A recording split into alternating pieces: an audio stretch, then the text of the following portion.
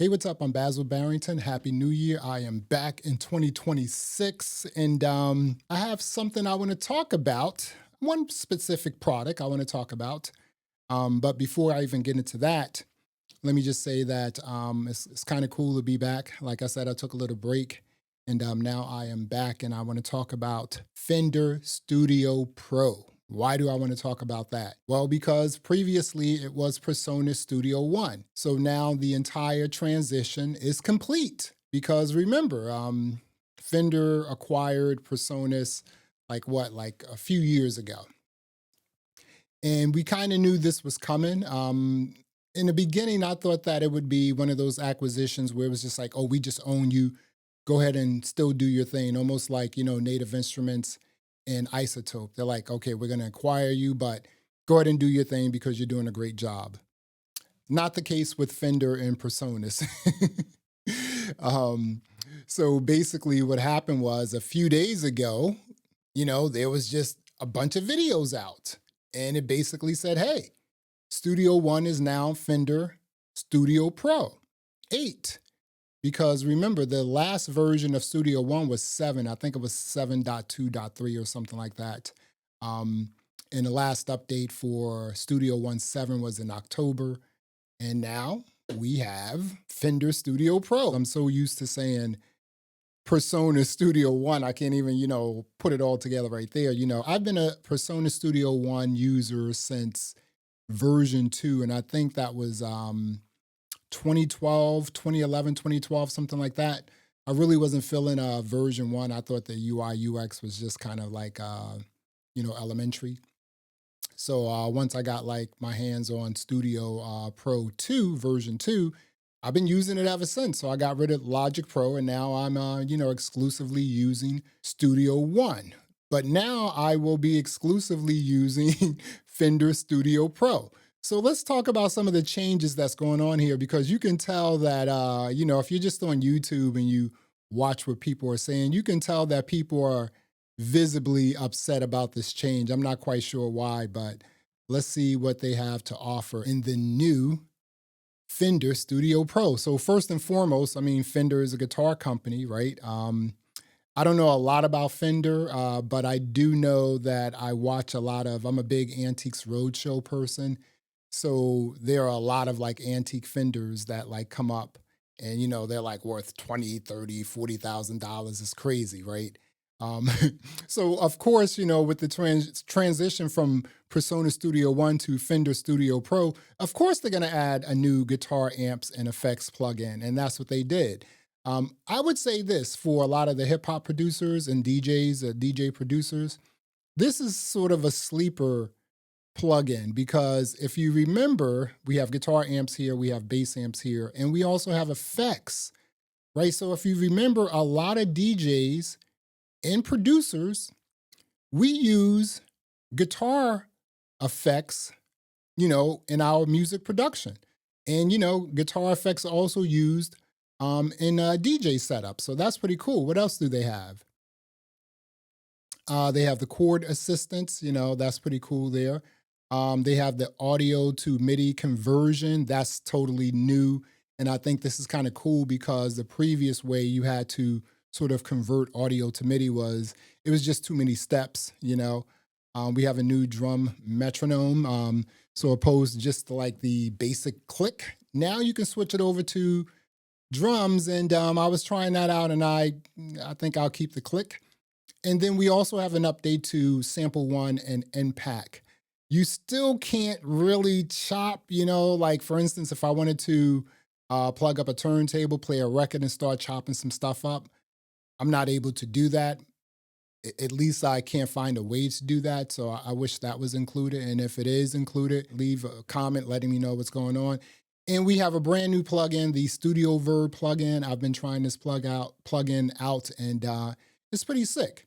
So that's basically what we have in terms of Fender Studio Pro. So I have some notes here too. Let me go into my notes here. Let me see here. Okay, so those are the new features. Here's something else we got to talk about here. So they not only said, hey, you know what, we're going to, do the rebranding of PreSonus Studio One to Fender Studio Pro, they also introduced some new audio interfaces. So we have an LT series and an HD series. That is pretty cool. And we also have some new controllers. Let me just show you some stuff here. So if you check this out here, this is the PreSonus Atom. And if you also check this out right here, this is the PreSonus Atom SQ.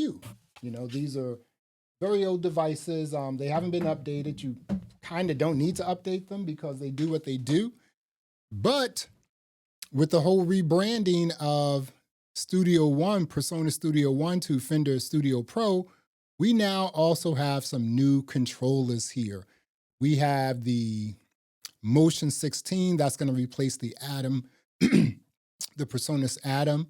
And we also have the Motion 32, that is going to replace the Atom SQ. I like all this stuff. I'm really interested in all this stuff, right? I can't wait to get my hands on both of them, and even maybe some audio interfaces to just actually put them through their paces.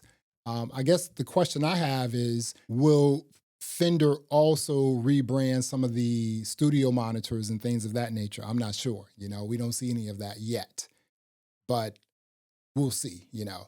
So the other thing is, let's pop into Studio. See, I was about to say Studio One. Let's pop into. Let's go here, and we're gonna pop into Fender Studio Pro. Here we go. Okay, I'm gonna put my headphones on because I just want to talk about some things. Testing 1, 2. Okay, so let me see here.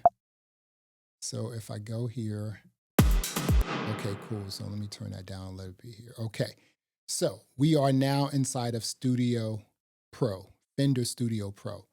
And everything pretty much looks the same as Studio One, with the exception of some things being added and also some things being moved in terms of like your UI, UX. Like for instance, your inspector is down to the bottom left right now. It used to be up in the bottom, top right, I'm sorry, but it's now down here. I'm okay with that. I was watching a video and someone was saying, hey, it's also kind of weird that up here in the top left corner that it says Studio Pro. I'm like, why is that weird? Because if you opened up Studio One in the top left-hand corner, it would say Studio One. So I don't see a big difference there, right? The other thing is, me anyway, I'm noticing that when you open up Studio Pro, it does open up faster. However, it still scans all your plugins and things like that. I wish they can fix that because maybe they can do like a differential scan where it's just scanning for like things that have changed and not the entire bundle of like plugins. Cache those. The plugins that you're not using or you haven't opened or that hasn't changed, cache it. And then just do your differential scan. That would be kind of cool, right? That's database talk.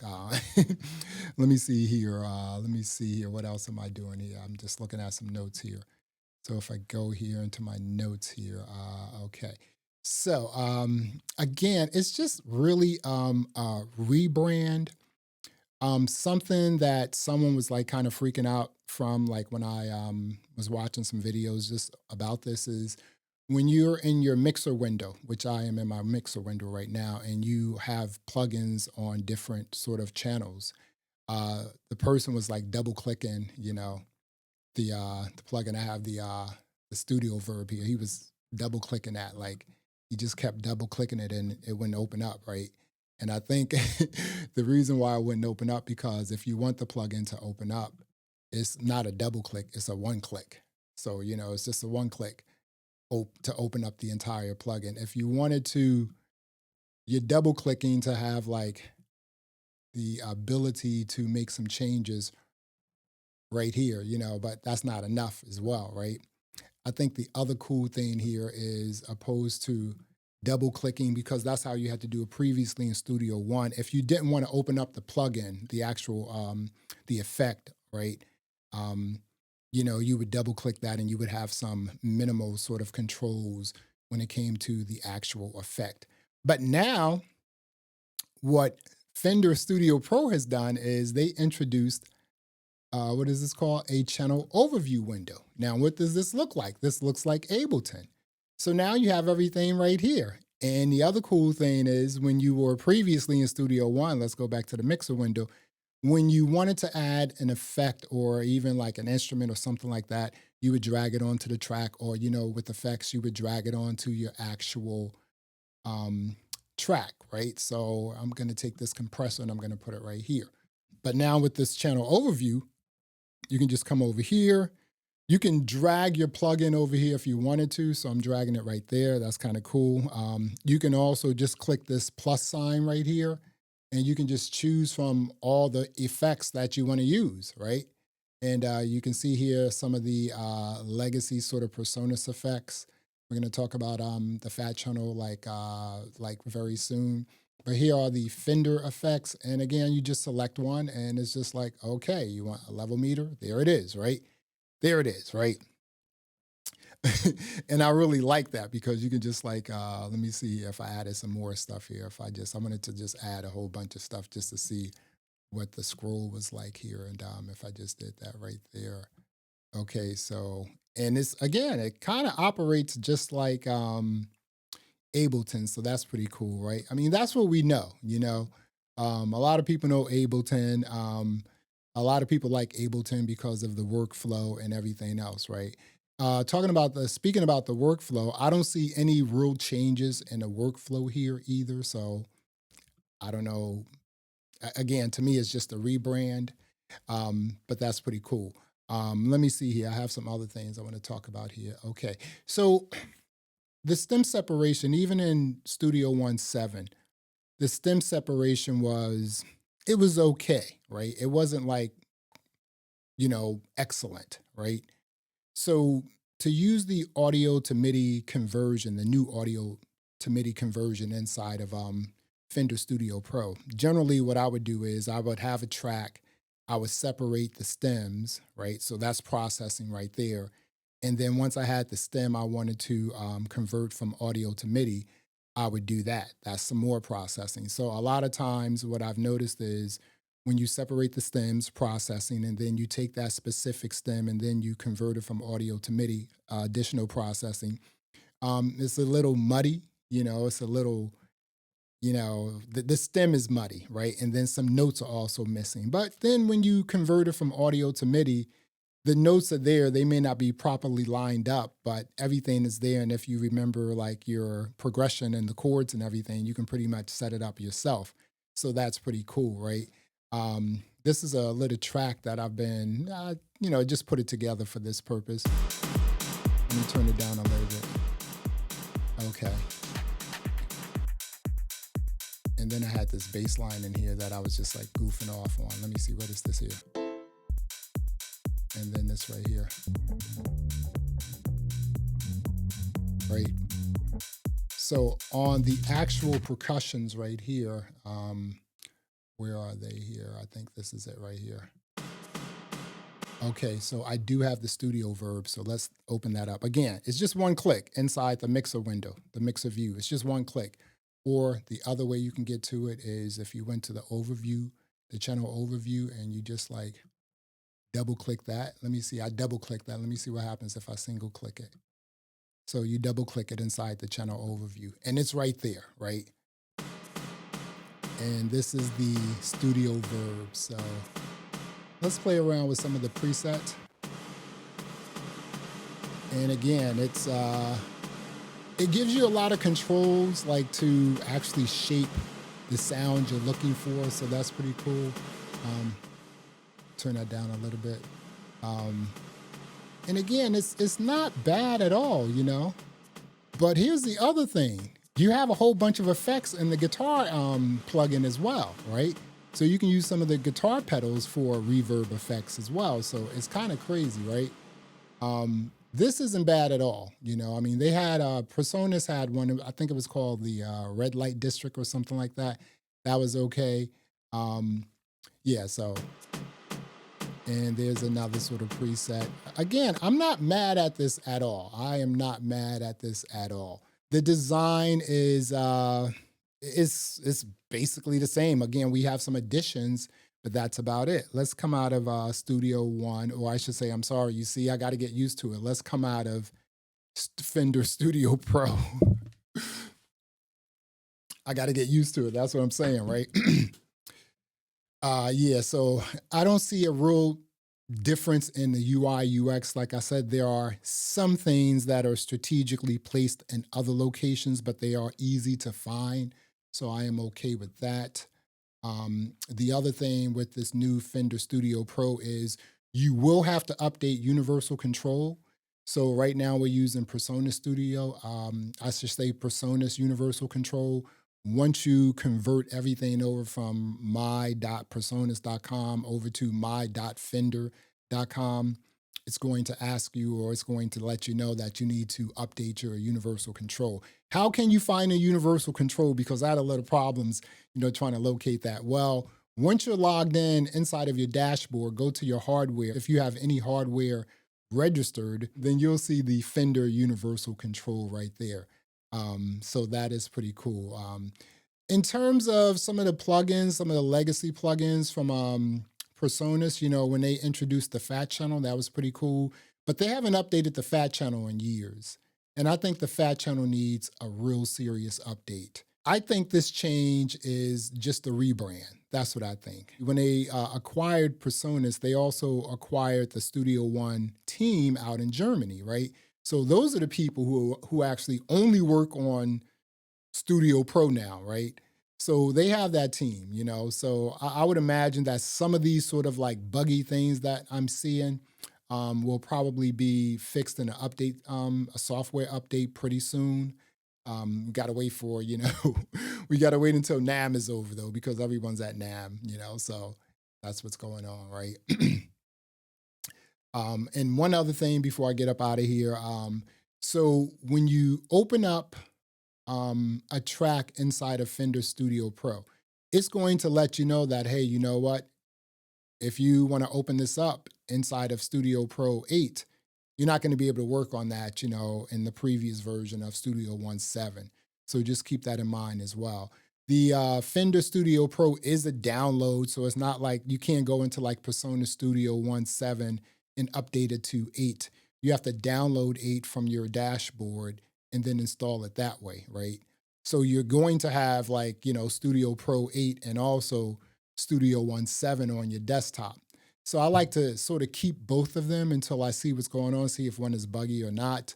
And, once I realize, or once I see that the actual software is solid, then I'll go ahead and uninstall the other one.